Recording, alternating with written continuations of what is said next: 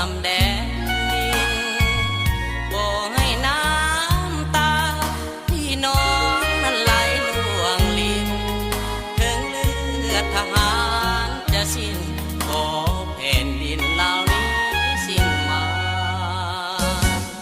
ใส่สมบูรณ์ทินข้าอยู่เป็นที่มั่น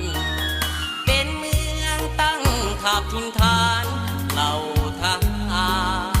เฮานั้นถึงผู้จะสู